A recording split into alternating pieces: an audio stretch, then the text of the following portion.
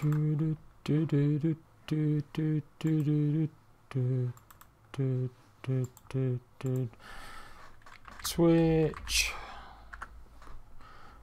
Hello, Ratbags. I'm back.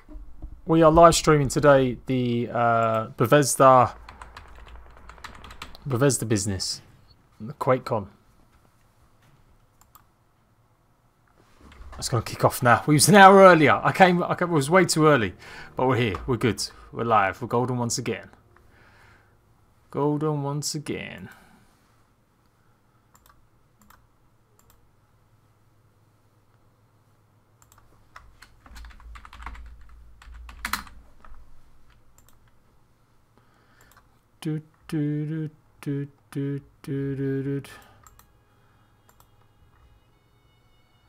And welcome back to Saturday afternoon live streams.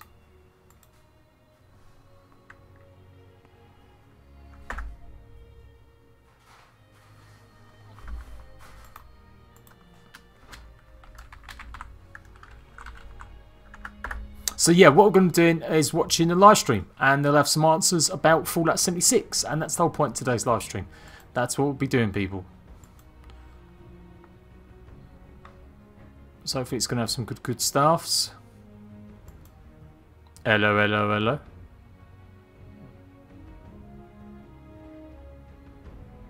Kurzo, hello, mate. I will go full screen in a while. Let's look up some Fallout 76 trailers. Why not? One that doesn't have... Yeah, it sounds that enough on that one. Country roads, West Virginia, I'll be born. So who's actually excited for this game? Who's going to be buying it? Who's going to be playing it? I feel like I'm the only person that was excited, and then I got unexcited because of all the stuff that I heard they was going to be doing to it. Pennsylvania. Do do do do. Do do do. I love the fact that the teddy bear's got like a little space. Oh, it's a chimp. It's a chimpanzee. I thought it was a teddy bear, but it's not. It's a chimpanzee in there. I wonder if there's any other little clues about stuff that's going to go on in the future with DLC or anything like that. Well, supposedly there's going to be no DLC for Fallout 76. Yeah, it's going to be in the form of like live content, you know, since it is a live service game. That's what it's meant to be. You're 50-50. I think people are going to be doing it. If you're a Fallout fan, I don't think there's any way you could not try it. Particularly if you're used to playing games like online games, like even Destiny, if you play a lot of GTA Online, Ark Survival Evolved, that sort of stuff. Might actually be on time. Almost heaven, West Virginia. But yeah, I've pre-ordered it. I've pre-ordered the bicentennial version. And the beta though, why is it so close to release? It has to be because they're just stress testing it. Why call it a proper beta? Like, yeah, what are they going to do in a couple of weeks? What if it's broken beyond repair? How are they going to fix that so soon? Toxic, what viewers? What Ratbag community was watching you in the first place? Speak now, all the Ratbag community that was watching Toxic Sniper stream. I hate to be mean, son. I hate to be mean. I'm sure your viewers were your viewers. They were watching you for you, son. They weren't watching you for me. They were watching you for you. They came from your connections, from your hard work streaming. Crazy Bear, hello, mate. Just, it's funny how you appeared just as I've given Toxic a little bit of a roast. But yeah, I want some answers. It'll be good. Was he streaming? Rip. Rip. Oh, here we go. Here we go. I will shut up when he's talking. When he's not talking, though, I will be talking. And then I need notes, right? I need to get my notes out. Where's my notes?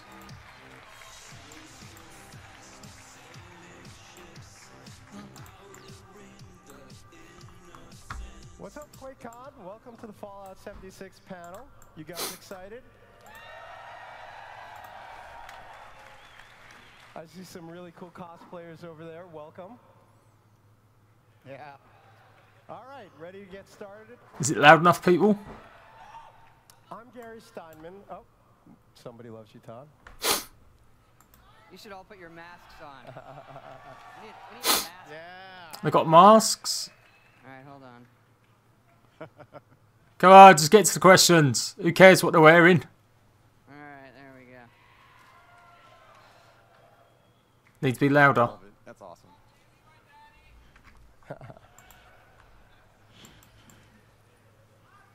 So I'm Gary Steinman, and for the next hour, I'll be chatting with a team from Bethesda Game Studios, picking your brains about Fallout 76, getting the answers to lots of questions we gathered from a lot of you guys in the community, the tough questions that they've been dying to hear answers for.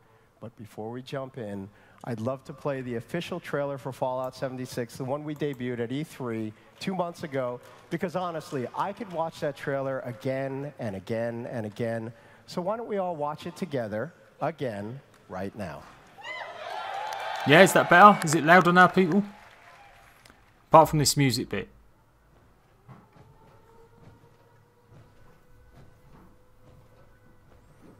So, I'm not a big Fallout fan. It's literally the thought of just playing something like... I mean, I like Fallout enough, but what I found playing Fallout 4 was... it was too grindy. I was done with open world games. And so it wasn't even Fallout 4's fault. And Fallout 3, I always was going to pick it up. I always saw it on sales, and I saw the DLC always been put on sale, and I thought, you know what? I need to try this game. But I think I played Fallout New Vegas, and I wasn't a big fan of that. I played that a little bit. I got through to like the first town, the big town. After our great nation began, and yeah, it just wasn't. It just felt a little bit clunky. The controls just were. By that point, loads of games had been coming out that were using all different types of new setups. Nothing felt as clunky as it did on the Xbox 360. It just felt clunky. So that's how I missed out on Fallout. I tried New Vegas. I got up to New Vegas itself. Can't wait to see what these biomes like. So the idea of playing an online game, brand new hardware, and I guess it does have light survival. That's what he said in his keynote speech. Survival light. And then they came out and said it's not survival. But during their very first stream, talking about Fallout 76, they did say it was going to be survival light. So, yeah. And although I've gone off survival games a little bit lately, because I just can't be arsed with the grind, maybe this is my perfect game, because it won't have, hopefully, as much grind. I'm imagining it might not have as much grind, you know, as Ark or as Conan, but you're still going to have some sort of online capabilities.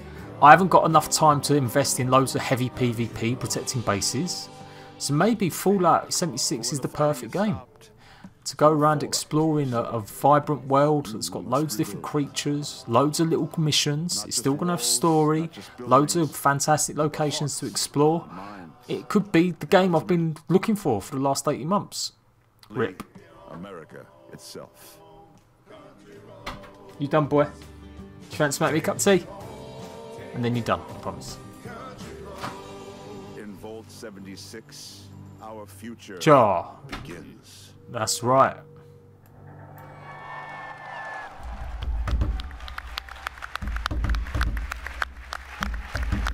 Who's played Fallout 3 and New It Vegas? doesn't get old. No, it doesn't. I mean, Everyone started clapping. Seriously, I got goosebumps. Yeah. It's like a was religious awesome. experience, like a communal experience, hearing people, watching some of you sing along to the song. It's amazing. Yeah. Stuck Got a in our heckler. heads forever.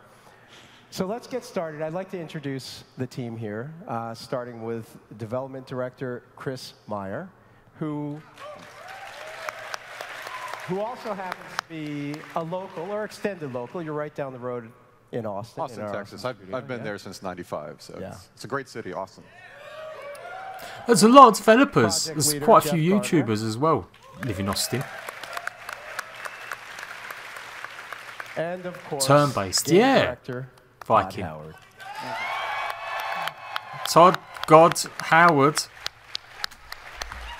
I really do think it was going to be a So, survival and Gary, PvP game and that they I'll dialed introduce back myself. because there were just Well, so many I'm negative Gary. stuff. Gary.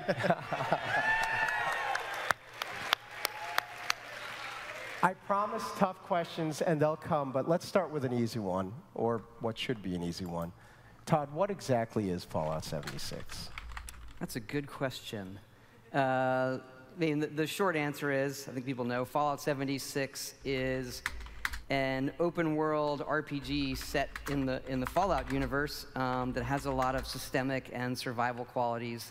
Oh, survival and qualities. The big difference with games, other games or games that we've done, are that every character you see is a real human that is playing the game, and that creates some really exciting scenarios that we never can anticipate.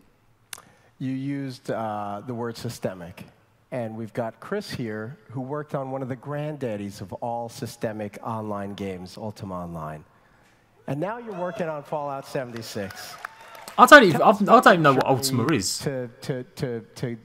To work on this game, but also your excitement, your experience, and what you're bringing to Fallout 76 in terms of that kind of systemic online game. But Ultima Online is the reason I'm in the industry. It was the first game I worked on and how I cut my teeth working on sandbox games with lots and lots of players. So it is a dream come true to sort of bring that experience to the Fallout universe, which is a beloved franchise for me personally. And what do you do? So Jeff, what do you do hour to hour, minute to minute in the game? I mean, people know what a Fallout game is and what you do in a Fallout game. Is it similar here? Do you have quests? Do you have activities? What goes on? There's We no have quest, quests, mate. tons of systemic activities. I mean, it's very similar to the Fallout you know and love. The major difference is obviously, as you've heard, it's online. And there's a lot of tension created with other characters. Are they friendly? Are they foes? We really dug into the survival elements and the crafting elements of the game, the workshop and camp elements. It's not survival. So we really hope it's really like a place that once you're in it, you're sucked in for hours. We find at work, like, we just sucked hours go by, and we're like, oh my God, I got work to do. And we're still playing the game. So it's wonderful. Yeah, it's great. And I think and people who come to the office and play it, at first they're like, this is the Fallout I know and love. So I think like 80% of it probably is the Fallout everyone is used to, and the other 20% is really different. And it's at times a little hard to explain. Well, explain! You know, this is the flow and how it feels. Jesus Because Christ. at one point it's comfortable, and the other side it's all new. 20%, Which that's what we brings want me to hear about. Another variation on that question. Is this the right game for Fallout fans?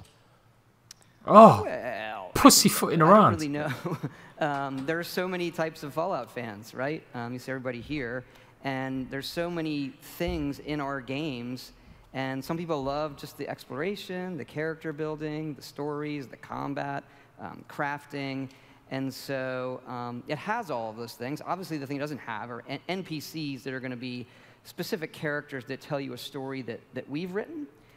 We love those things. We understand a lot of our fans love those things. And this one replaces that with the other players. They are the interesting NPCs, and hopefully, in a lot of ways, more interesting than what we may create on our own. So that Only part's if very it's different. I can't say PvP, it's, it'll be boring as better or shit if worse. it's not. But when you sit down and play it, it feels like a new Fallout game. But there's no one type of Fallout. And we've talked about this around the office a little bit, too. There's no one type of Fallout fan, is there? No, not at all. And if you look at the old games, you're coming from an isometric, more turn-based type thing to what today is it has more adventure elements in terms of exploring a world and what that means to feel like living in that world. And that's something that still is very important to us at the studio in terms of, for the time you're in it, it has to feel real, despite it being a video game and stuff like that. And that's what sucks you in when we play it. It's reached the point in the office where really we don't want to stop playing it. It has a very slow burn, but you feel like, I am this person in this world, and learning how to survive and learning how to conquer it. It's very rewarding. But it's not a survival The other game. big They've used the question I word have is, survival about 50 why is times. now the right time for an online Fallout? Well, we figured we wouldn't do it till we had done 70 more versions of Fallout, so we went right to 76. Figured we'd get to, I don't know, there's a good answer for that. We had talked early on. We had, talked with Chris, who was down in Austin, the team there. We had some ideas of what multiplayer could look like. We started that during Fallout 4, really on paper. And Chris and some of the other folks in Austin actually started right when we were starting to finish Fallout 4 in 2015 to see, how it could feel, what it could look like. And it kind of grew from there. Yeah, it was great. It was taking a game that we love, Fallout 4, and then actually grabbing some network code from one of our sister studios, id. We're using the Quake 3 networking architecture, which is great, and then bringing it into the game. Quake 3? And then this one is for you, So Jeff. he's in charge of the game that got cancelled, which was Battlecry, And now you've got which was these cats that are a not just in online Maryland, sort not of just in Montreal, arena-style and not just in game. Austin, but yesterday we announced that we have BGS Dallas as part of the family. So you've got a team spread across North America. Yeah. Great group. How are you not pulling your hair out? Well, I am pulling my hair out. But it's, it's amazing. There's so many talented people across these teams with great leadership. But yeah, And, so learning they from pulled each this other is my team. first time They on the basically team. So stopped the Falcons, studio like from Chris working on Mayer, have done it for Battlecry years. and I got them believe to you start lost working at sea. on the online components It's for just Fallout it's an 4. amazing experience to be able to go to Montreal. I love the amount of the folks people who are doing all the graphics that and corrected all me these and said, gameplay oh no, they haven't got a with studio doing this, they haven't got a studio doing that. bringing When this first all done my together in a Fallout way videos, that has been it's been a 'Cause I said 3-year that project, initial right? So video. it's gone and gone and gone, and we've done this really quickly. We iterate really fast, and everyone is really good about communicating. And we fall short here and there, but we all have what's best in mind for the game. Is always they our seem number so one thing, reluctant not to talk ego, about so it we because always it focus on probably that will goal, be and very we're different. so excited Just to being show it. online is going to be And different. for you, Chris, you recently joined, or relatively recently joined the BGS family. What's it like, the culture here, and how did you adapt to becoming part of the BGS family? Once I got over the awe of actually being a part of Bethesda Games franchise, they've made franchises that and I having love your own forever, game cancelled. starting with Morrowind. Unlucky, son. But after that, adapting to their culture, they're a very iterative studio, which I like. I love that we play the game every day, sometimes all day, and keep making improvements every time we make a new build. And it's a great culture, a great thing to be a part of. I love working with all of these guys. That's great. So, you brought some new stuff, Todd. Yes. And to be Come on. honest with everyone out here, I only saw this stuff maybe an hour ago, so it's still fresh to me too. Stuff about the character progression, perks, Yeah, and come whatnot. on. Why don't you tell us what Yeah, we're we about to see? look through the questions everybody has about the game. One of the big ones is how does the character system work, given that it's an online multiplayer game. So we have a bunch of stuff to show you all Yes. in the game, how the character system works. And we'll go through and explain it. One of the things that we're doing, we showed a little bit of it at E3, the You Will Emerge videos from our friends at Vaultec. And so we've done these videos for fuck's several sake. sections in the game, and we thought we would show you first here at QuakeCon the one that deals with perks. So, All right, here we go. roll. Perks.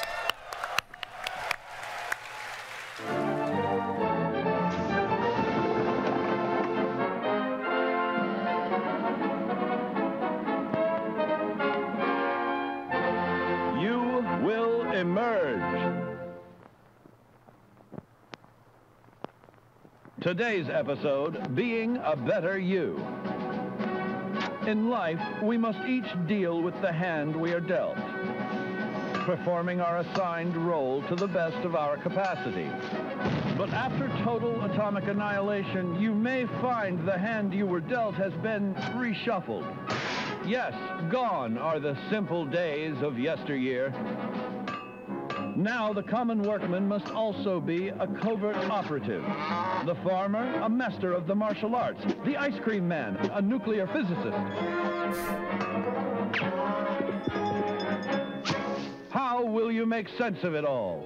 What, a ghost? Simple. Turn to your official Vault-Tec training materials. With these powerful tools in hand, you'll learn to make the most of your natural abilities and better understand what makes So you special. special. Nothing different from any other Fallout game. You've but they're got cards. To be the best you can be, or someone even better. Your survival depends on it. So what, you With mix your and match future them? secure, share your newfound knowledge with others for great benefit. So you can swap cards with players and give them perks. Remember, there's power in diversity. All very PvP focused. Sometimes who we are isn't a choice at all. In fact, at a particular point in your young life, you may notice that your body has begun going through certain unfamiliar changes. No, it's not puberty, it's mutation. 32 Ghost Thanks to Killer, our roughly. old pal radiation, your DNA has become more interesting. What? See here? You've now gained the unique abilities of a marsupial in exchange for a mild neurological impairment. So if you do one action, a bit like Skyrim, you become better in that Now you've action. learned how to be a better you. You are completely prepared to achieve your full potential in the role of your choosing. As a hand-picked resident of Vault 76, it is your duty to carefully review your Vault-Tec-provided films yearly to fully prepare for the day when you will Well, that taught us absolutely fuck all, other than the cards can be swapped out between players, and they'll have different perks and specials on them, I guess. Cards, perks. Okay, Todd. That was a lot of fun, but I think we all have more questions. Yes, we Yeah, do. it's, we'll take a little bit of a deeper dive here, and there's a lot to go through, and we'll do our best to explain it. Yes, the do. video does a great job of selling the IDOC parts of it. The mutation part is pretty fun. Your character can actually get mutated, but the perk system and how you develop your character, we've done a lot of interesting things there. But let's just jump right in and show you a little bit of the character creation when you first start. You wake up in the vault, it's Reclamation Day. We have a full, customize your character like We don't care about what the character looks it's even better like. now. And This is nothing new that wasn't in Fallout 4. Come on. This is awful. They're literally going through you some get to take really your ID tedious badge. shit. We've added this photo mode in the game that's really, really cool. The photo mode allows you to change your field. We're of meant to be view, looking zoom at in, perks zoom and out, mutations, you'll see all the not filters that are coming fucking up. making You your can do characters this look both old and here, when you haggard. Take your badge, it's like a training tutorial for I'm it. gonna do a You rant can do it video anytime after you want this. out in the wild with your friends, with I dead suppose it's on enemies, for an with live hour, but enemies. Jesus, they've wasted about 20 We've minutes. also added this to our load screen system. There's not a lot of loads in our game, but when you fast travel, there's a little Okay, one. so photo any mode. pictures you've Whoopee taken there fucking do. will pop up like a random deck along with our curated photos. We really, came out of a game jam. We do these game jams in the middle of Oh, projects God. to see what new features we want to try to add in, and this was one of our favorite ones. Yeah, it turned out really, really great. And fun for socially shareable stuff too, even Exactly. offline. You share it, could you you take kind it of. with your friends. And so, again, make your character as a whole host of it. You can take pictures where you want. You can also, anytime in the game, change how your character looks. Because you're going to play a character for Okay. a long time, and you Change. can swap out, change your sex, anything, hair, Whenever everything, you just so that you don't feel like, well, I don't like how I picked in the very Right. first second what I look like. That matters. That does matter. really, If you're really seeing cool your feature. character, that does matter. Next, we have, we'll show you stepping out of the vault and the first level up and kind of dig into that some. Okay, so level So up you system. You hit level 2 when you step out, you kind of complete the initial vault thing. And the first thing you do when you level up is pick a special that you want to increase. If you played previous Fallouts, we have all the 7 specials. Yes. And after you So pick that's the one you different. want to increase, you then pick a perk So in building that your special. class. Build. So here we're choosing perks. Gladiator, which is a melee perk. Determine And then that is class a build. card. As you can see, the perk system, the perks are cards, and then you equip those, 7 slots. and every special is a pool of points for the cards you want to equip, and each card has, I don't want to say mana cost, but a point cost for how powerful that card is, and do you have the right special for equipping it. Right. And is it flexible, or am I jumping ahead? Do you have? There's some more on that we can get into and show you how flexible it is and why we made some of the choices that we did. But let's keep going, and then we can spend some time when we see a more complete character. Okay, this is a level up to level 4. So we picked some more cards, but we wanted to show you how the cards themselves rank up. Okay. So you can pick that card again. So by picking Gladiator again, you can then You get up combine to that 3 card stars. with the other one to create a more powerful version, but it costs more points. Right. So sometimes you may decide, well, I only want the 1-point version equipped for my character build versus the more powerful 2-point version because I'm using my strength stats in some other way. Yeah, so I think that probably makes sense, yes. I hope. Yes, you'll have more slots for more cards. Levels in the game. Yes, the levels keep going up and up and up. We don't want to make a game where you have to stop leveling. No cap on them. But we had to make some very interesting decisions of what that means for a multiplayer game for balance. So let's run the next one where we see it's a much higher level character. Right. I think it's in the 40s. Right. So here we So are. And we've you'll got see a specials, character we've got the that's perks. much further along. Picking charisma. He's We got can talk 12 about points that. in Interesting. all the different. The first one. Here's a perk that lets mutations act better with groups. So they affect groups as well. And so you can pick any perk that you meet the requirements for when you level up. There's no randomness there. And here's what it looks like with a character that's further along. Oh We wow, upped so there's quite a the few there. Cap for each special to 15. Different from levels. 10. That allows better balance for which cards you're equipping. And the cards right now go from 1 point up to 5 points in power. And then as you level up, more cards become available. Points. I've got a bunch of questions. 15 about that, cards, but I did he want- say? No? Chat a little bit. Keep going. Okay.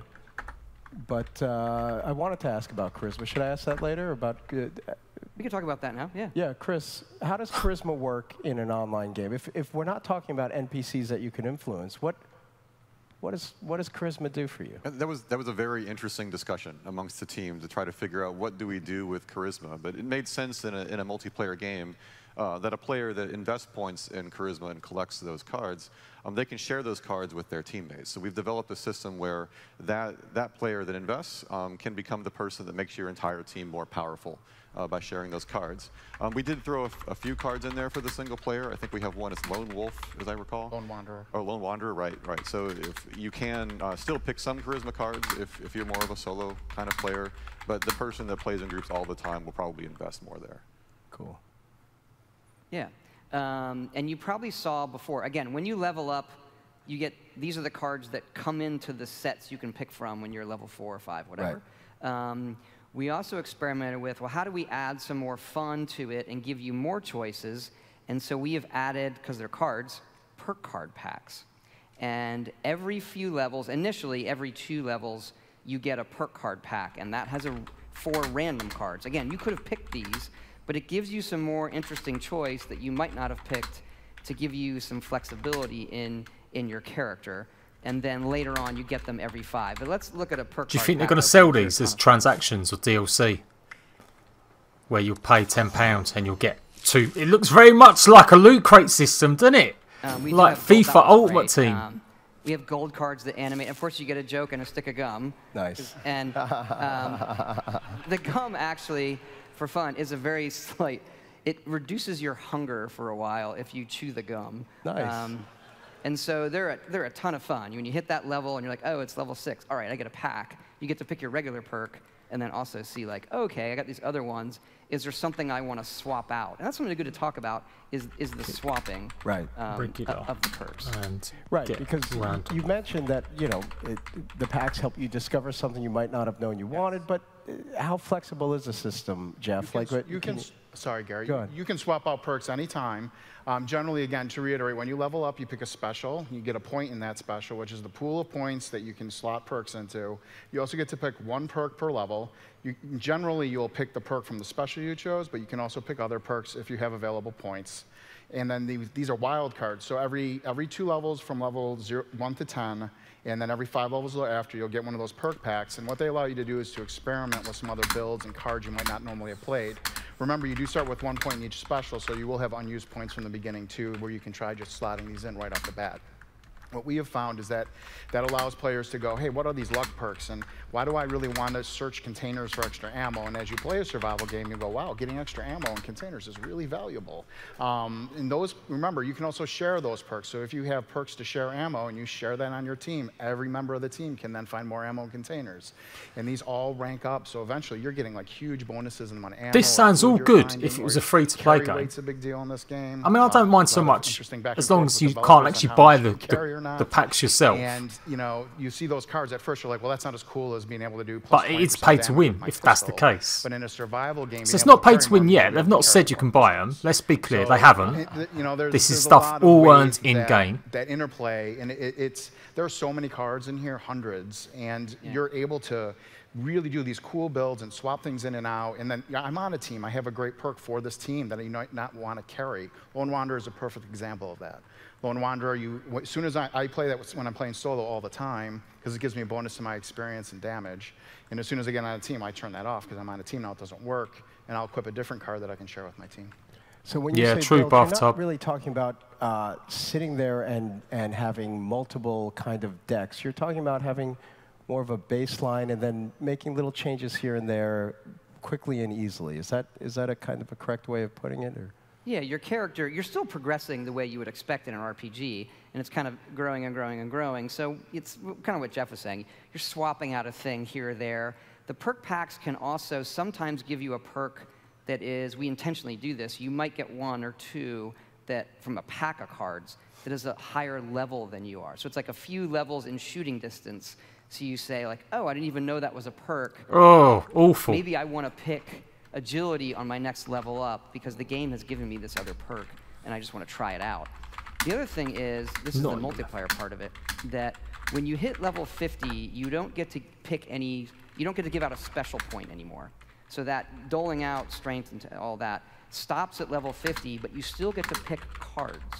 So that gives us a continuing thing where, okay, I hit level 73, and I'm still like, you know what? I never got to pick that perk, because again, there's hundreds of them. I'll go pick that one. I want to try it out. So you're not, but we're still capping the, the power curve ramp that in our other games, like a Skyrim or a Fallout 4, just like your character keeps getting more and more and more and more powerful, and we knew we couldn't really have that. It does stop at 50. Stops at 50. You talk about the discovery perks too, and how you might discover them in a card pack. You might see your friend using one that you never thought you'd use.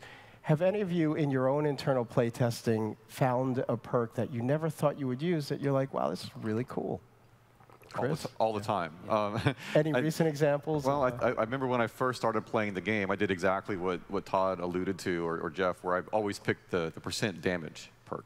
Because I'm thinking, okay, I just want to do more damage. As I played the game and discovered there's a lot of value in doing things like building up your camp, and doing a lot of exploration and gathering resources, I started to actually take perks I would have never picked in a single-player game to reduce the amount things weigh so that I can actually carry more junk. So I can then bring that back to my camp. And I find that I swap that out a lot.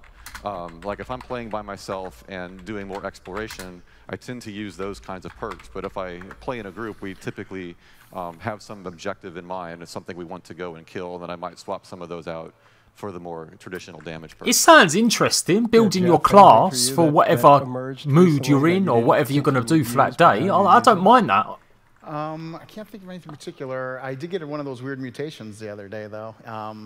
They're a lot of fun, too. So I was playing, and all of a sudden, when you have a lot of rads is when you're susceptible to mutations, like in real life. And then I got a mutation called Bird Bone, but I didn't realize I'd gotten it, and all of a sudden I was over-equipped, which is always a frustrating experience in a game. And I'm like, why am I over-equipped? And I looked and I had this perk, and it let me jump extra high, but it lowered my strength. So again, like the way the dynamic systems work is incredible. And you can spend a lot of time in that perk menu, but remember, it is a live game, so make sure you're in a safe place. A safe place, because PvP is enabled. Question: who gets to write the jokes in the gum wrappers? That is Emil. I'm telling you, they dialed it back. They've basically been just trying to pretend it isn't a big deal, but PvP's got to be a component. The trailer they showed was PvP, showing the like different people, teams having the cards. It is going to be a central part of the game. So Emil wrote all of those.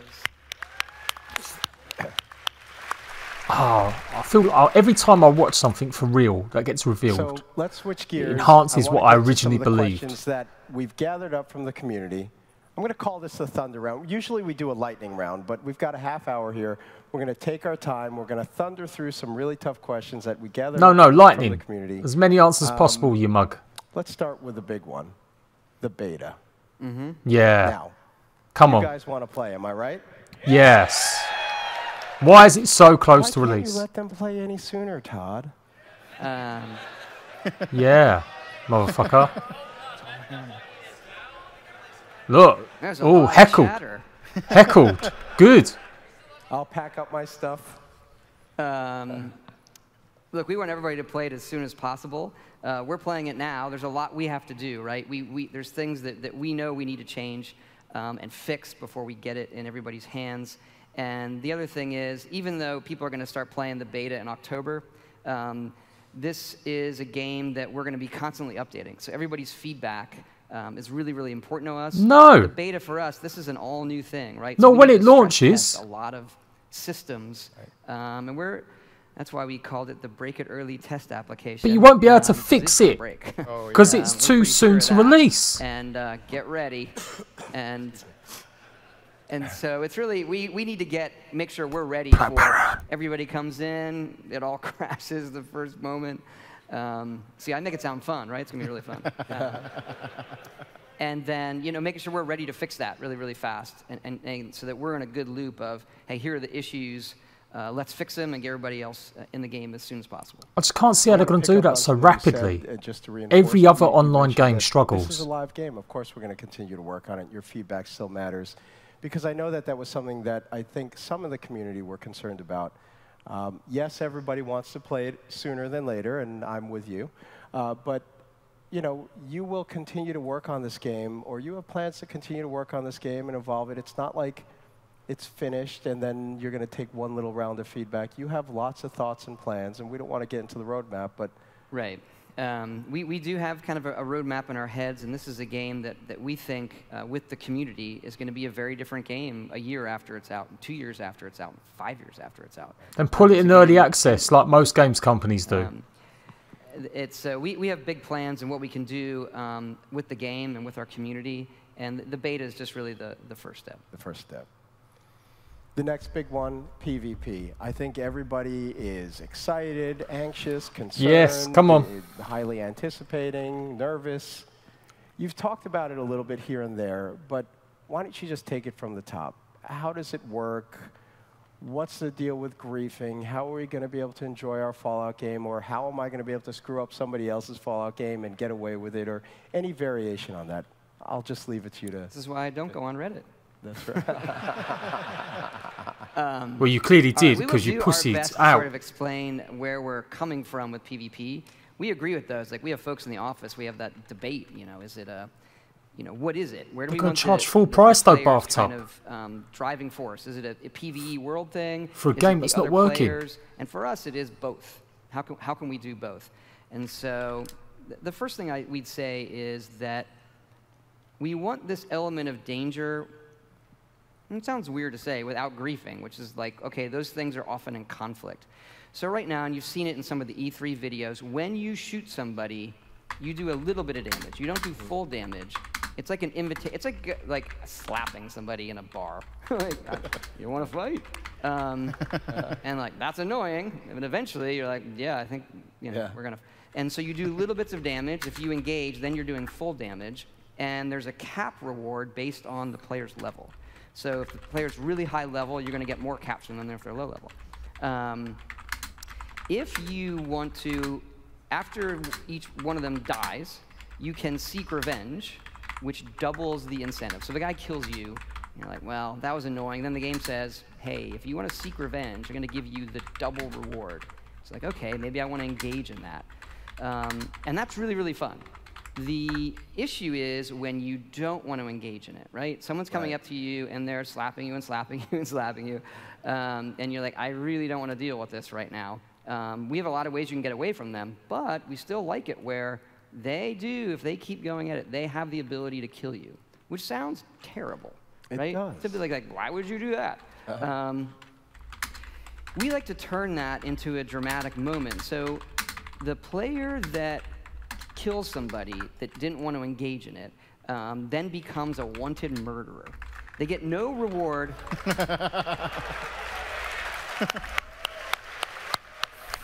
Because people like that. That sounds good. Give us more of that in an online game. No one wants a boring PvE experience. I don't want a boring PvE experience where you can't do damage to people. Reward. You get no caps. You get no XP. You get nothing for becoming a wanted murderer, except for the kind of social incentives people have online to be assholes. Right. Which evidently there's quite a few. So what do we do with that? We turn the assholes into interesting content. So they appear on your map as a red star. Everybody sees them, and they have a bounty on their head. That sounds fun. If I'm a murderer, defending against all people hunting me down. Comes out of their own caps. Oh shit. And they can't see the other players. So what? On the map. And we did this. We had this idea. Like let's turn it. Like let's make them interesting content. And it is when this happens, when anybody murders somebody while we're playing in the office, everyone sees on the map, and it is like it's awesome. Like yeah, that's one of my favorite stories there. So the other day we had a big internal test. And we had played for hours, and towards the end of the test, I had leveled up. I had actually started early, and so I was higher level than a lot of the other people. And I saw that red star, and I was almost about to log off, and I was like, oh, now I'm going to get somebody.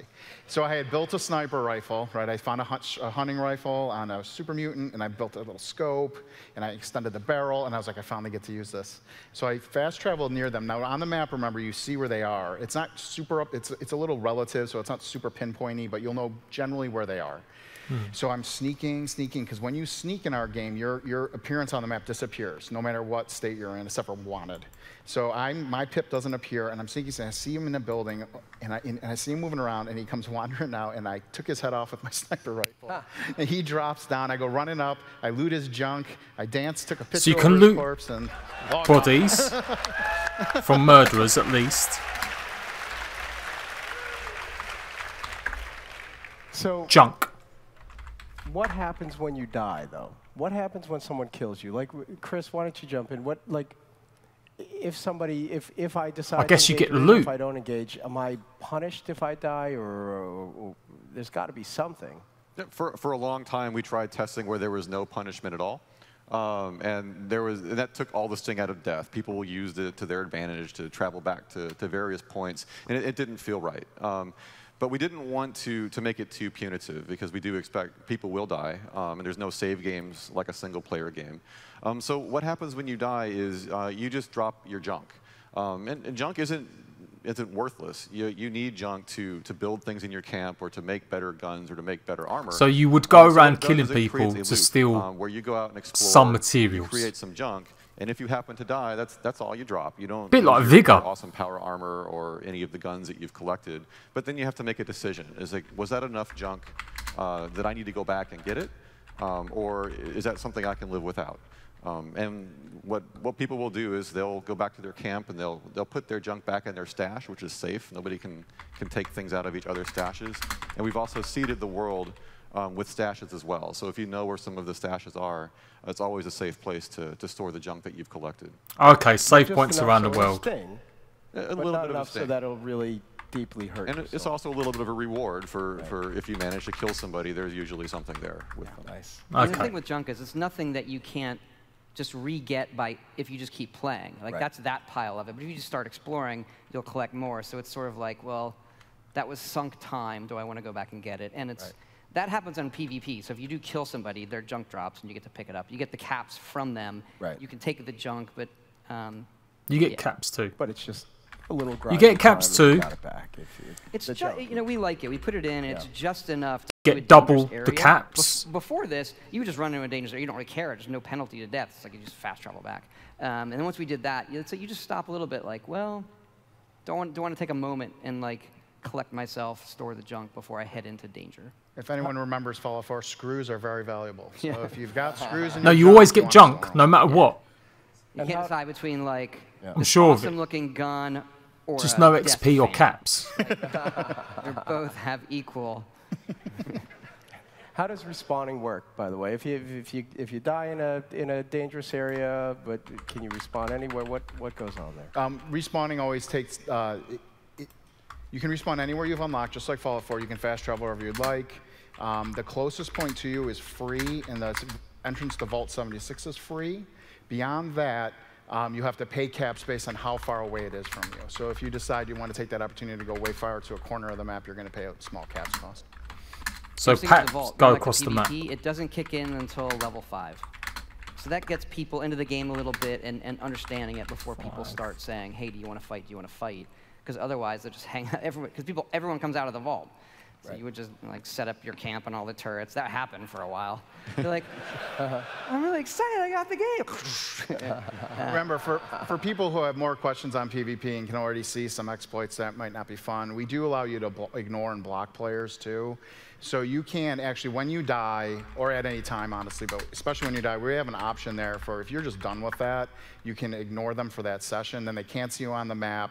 They won't be able to still mess with you generally unless they can find you. But this is a very big game. It's very hard to find people unless you know exactly where they are. You can fast travel easily. We also are entering a pacifist flag, so your bullets won't do that slap to people. So you don't have to worry about, I'm fighting something, some idiot jumped in front of my bullets and tried to get me in PvP. We're allowing you to turn that off too. Okay, so that is the GTA abusing Switch Online, which is basically what I said videos ago, weeks ago. So you go shoot a creature and they would jump in front of the bullet. Right. Yeah. We had our QA team. I asked the QA team, several hundred people, during one of our sessions to be the biggest assholes they can one session. We got a lot of good notes out of that of things we need to fix.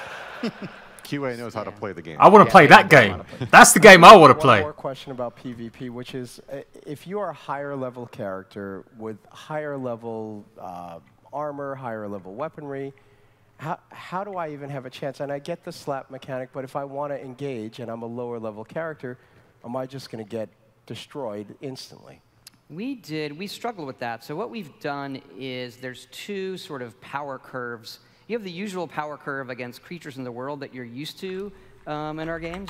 And then, so if you take a power curve from like low damage to high damage, in PvP we normalize it, okay? So just a knife is gonna come up in damage and the really powerful things are gonna come down. So they feel right, but the death in PvP is quicker, and it works the same for armor.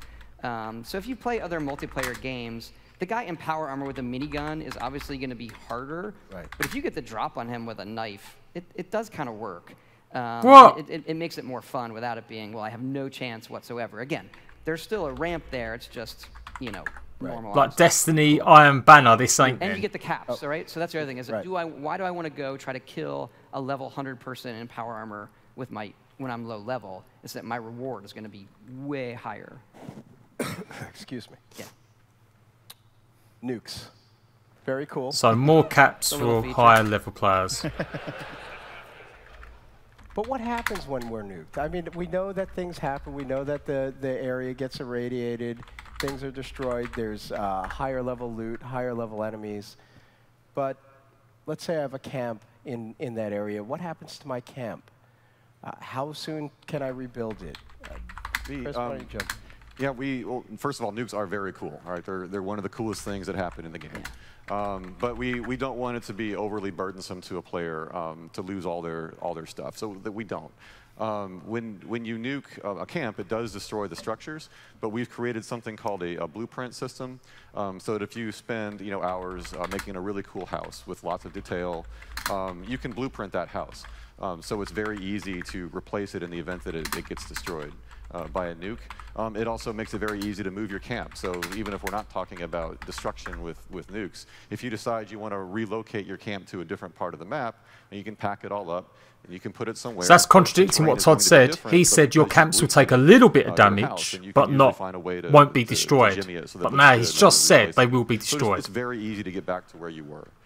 So the other thing with that is that the camp destruction part is really, it's easy to repair it if you want to leave it where it was, but we did the camp destruction exists. It's not really for like, hey, go blow someone's camp up. We realized when we put it in that that is a griefing mechanic, is like someone wanders by and then you build a camp and you like imprison them. Now they have no way to get out. So they need an ability to damage the walls just to get out of the prison you have built for them. Right. So it has less to do with, hey, we want other players to come and blow them up. The camp is also good for PvP, where someone engages with you and you lure them back to your camp. There's Ashley Chang in the studio. You can build like musical instruments, and he's sitting in the middle of a road playing a tuba. Huh. And he's on this platform, he's like, burp, burp, burp, burp. And he had built all these turrets in the foliage you can't see. And everyone's just like, this guy in a tuba, like, and then the turrets go, and he's just like killing everybody. He's like, burp, burp, burp, the whole time. It's awesome. I forget where I was headed with that. I don't know. I don't know what the answer Yeah. is. The camp right. intersecting with PvP stuff. Right. Yes. And the other thing with moving it around, that was key because the game's so big, you come out of the vault and you find a place where you're like, this is where I'm going to build my camp. And then you play like 4 more hours and you're like, I shouldn't, like this view, I like this place better. So people tend to put their camp down, and then as they progress through the map, they are finding new areas, and then they kind of settle in, like, okay, I really like this spot. So you move through the world, you meet friends, you're playing with others. How does communication work? Because I know that you've put a lot of thought into that, and that's even evolved a lot in recent days, months, weeks. It has. And this was in the E3 stuff where we had the emote wheel we have, where you can emote, and we have the Vault Boy cartoons. It's really fun. We were big on communicating in a nice way with strangers, and we've had some successes there, but we have found that we weren't giving the other players, even if they were strangers, the ability to really be as interesting as we wanted. So now we're adding. We've had voice chat for your teammates. And now, if you want to turn on your mic, we have voice chat for all of the strangers. Good. Which really lets them communicate, and it's a very, very different dynamic in the game. Yeah, area-based, so people around you will hear you talk. Yeah. And you can mute that, too. Any interesting chatter around the office in your own play tests? Any what? In your own play tests, any interesting There's always chatter? interesting chatter, and there's always cool photos that people are putting up from photo mode. I mean, it's a really fun game to play with people. I remember it was just a few weeks ago, I got to a point that was really hard, so I waited till lunchtime and then gathered a bunch of people. It's like, hey, you need to come help me with this part. So get a bunch of people logged in at lunch, and then we go and kill the super mutants. Cool. Let's talk about VATS. How exactly does VATS work? If it's an online game, it's more of a real-time, everything's happening in real time. Who cares about fucking VATS? It's real time. We now, initially, you can't target body parts. That's a perk. Okay. Because it's real time, like getting all the parts at first is kind of hard. So we did it where you get the whole body, you get the percentage based on your perception, and it's incredibly, incredibly useful. And so we did that, and it plays really, really well. So we're happy with it. Yeah, it's not just useful to target and hit enemies, it's also to find them. Yeah. So you use that a lot to try to, I heard something shoot at me, where is it? Because obviously the game in certain areas is much more lush than our previous games, so things are very hidey. You don't know quite where they are. I mean, the thing I personally love about VATS, I'm not the most skilled Twitchy player, so it allowed me to become a much better player in a game like Fallout. I mean, is that something, so for those who want to engage in combat, does it still help them in the same way? It does. Because it's based on your perception, and perception starts at 1 now, right. It's not as useful out of the gate. But then the point is, if you invest, I'm a perception character, those percentages do cross a line where, oh my gosh, I'm definitely more accurate using this than I am just doing it on my own. And we try to strike a good balance there. An easy question. I think we might have even mentioned it in the past, but who's doing the music for Fallout? Oh, who gives a fuck? Enon Zur, who's done the music for other games. He's amazing. The soundtrack is spectacular. Mate, these questions are bullshit. How many exactly players? And what is the lot limit of, on people you can licenses have in as your well. groups? So we have more tracks than we've ever had in a Fallout game. So there are radio stations you can listen to. Something we've loved.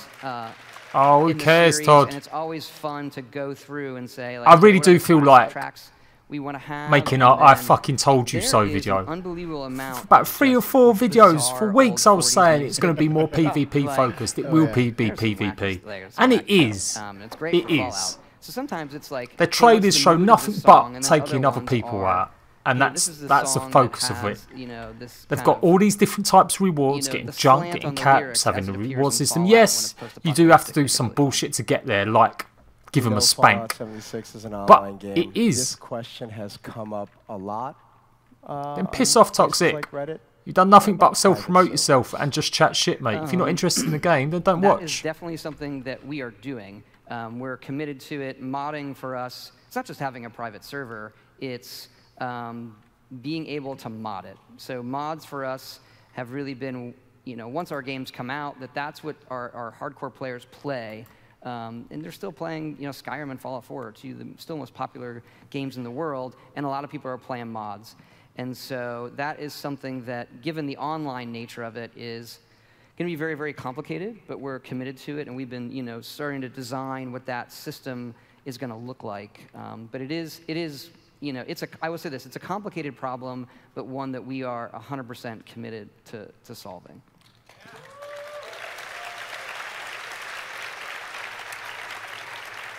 I feel like they've just basically... That wraps us up. I think we got through the questions we had. Any last words for the audience about Let's see Fallout what 76, Twitch chat what is you're saying. excited about, what you want people to experience? I just can't wait to see all these people in the game. Yeah, absolutely. We can't wait to play with you guys.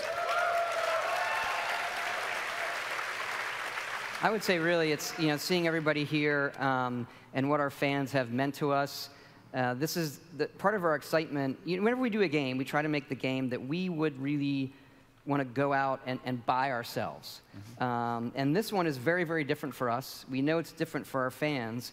But it's also the first game that we can really experience with them. And that part of it is really important to us. And I don't think people really understand how exciting that is for everybody at all the studios. Yeah. It's exciting for all of us. Thank you, Todd, Jeff, Chris. Right. Thank you for being here. Okay, let's pause it. Okay, yes. What I've got, I'm not going to bitch about what was right and what was wrong. I love the idea of the perk system, the cards. Choosing different perks for different activities, going left and right and deciding what you want to do. If it's going to be like a team activity, you've got your friends online, you're going to go and take on some super mutants. Maybe they're far away across the map, so you need like heavy burden. You need to keep speed perks going. Love that idea. Mixing up your character class is important. And a lot of people complained that in Fallout 4, building a character wasn't really there, which it was in New Vegas and number 3. So I really like that idea of doing the card systems. I think the cards is going to work.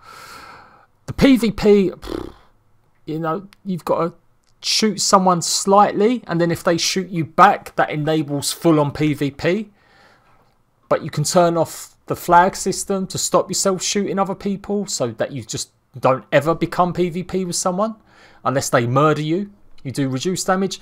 It sounds like a lot of variables there that are going to go wrong. It sounds like a lot of rules.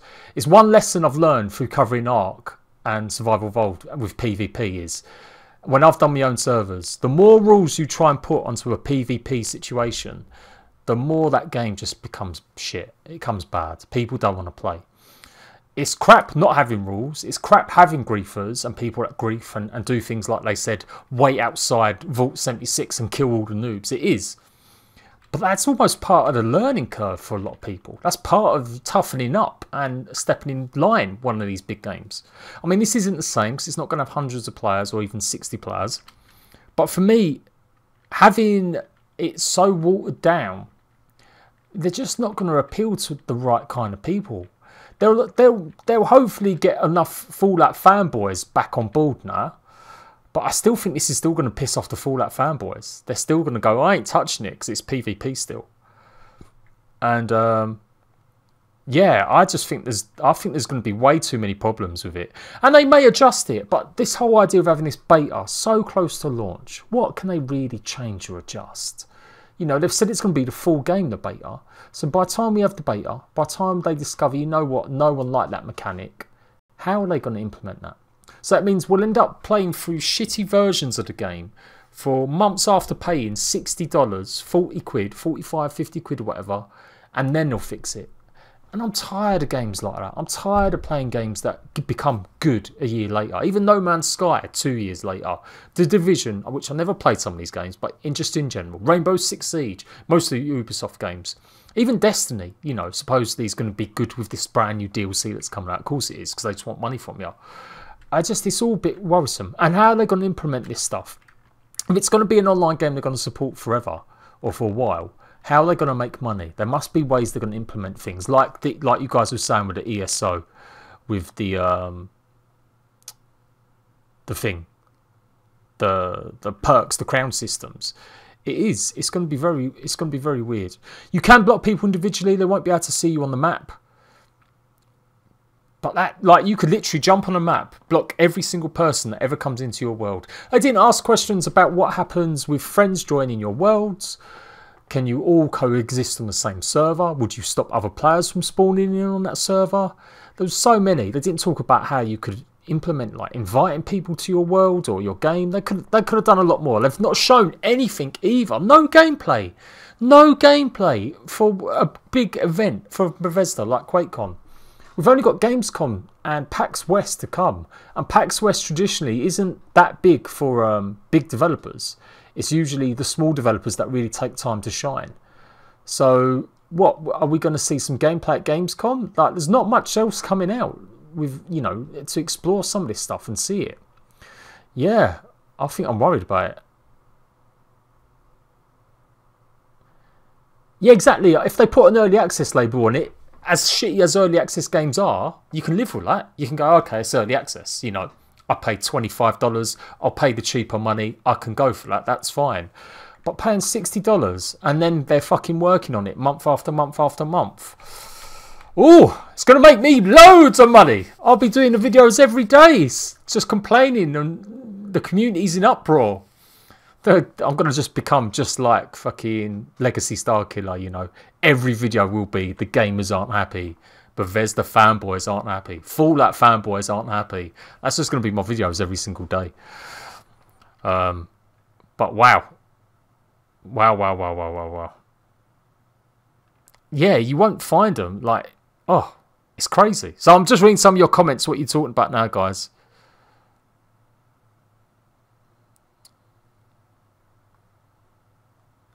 I'll be here. If you're not going to buy it, you make sure you watch all my live streams and my gameplay when I've got it. And the beta. And I'll be the deciding factor.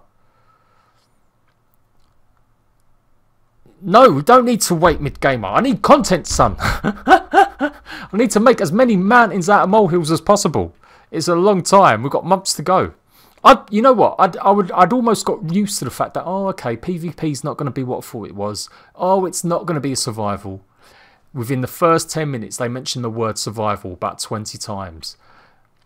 It is a survival game. It is geared towards PvP. Or maybe it's not. Maybe they really wanted to focus on the PvP questions, which were still shit. But that was the biggest concern on the forums or in the crowd. But they didn't actually announce who these questions came from. So who did they get these questions from? It's a load of bullshit. The world look amazing. That's what I said. Like, exploring that, I can get used to that. But now I'm back on the hype train of, yeah, I want some PvP. I want to be a murderer. I want to be bounty hunted across the lands. I want to be setting up traps with my bases and it'll just kill people as they come hunting for me. That's what I would be doing. It's not a survival game. No, it's not. It's not like it is compared to other games. Not what we've come used to. If you've played Conan and Ark Survival Evolved, playing Fallout, no, it's an adventure game. It's a sandbox game. You don't need to eat. You don't need to drink. They give you health buffs, but they don't kill you in other ways because you've not eaten. And that to me is a big concern. Like, and really grinding. That's what survival is to me. Grinding and seeing your hard work over weeks and weeks of gathering resources. And it seems like that's probably not going to be that hard. I do like the idea that the nukes will destroy bases though. Although he definitely lied. He definitely said they wouldn't. And then he said you can repair them, but it won't destroy them. But he just blatantly, the other guy said it would destroy them. I'm pretty sure of that. But yeah, I'd love that. Can you imagine that? I'd be doing videos, clickbait videos all the time. They came for me. My last stand. How to trap bounty hunters. I'm thinking the ideas already. It's going to be amazing.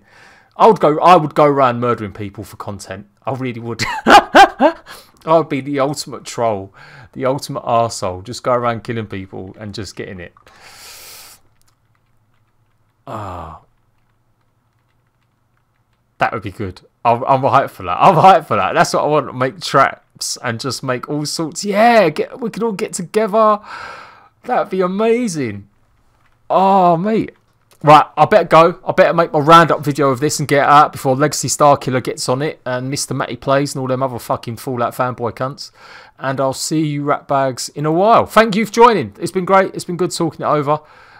We got more going, having a discussion afterwards than we got through that. Really, for an hour's worth of airtime, that was pretty shit. That was really shit, the amount of questions and answers they had. But anyway, so I'll catch you lot later.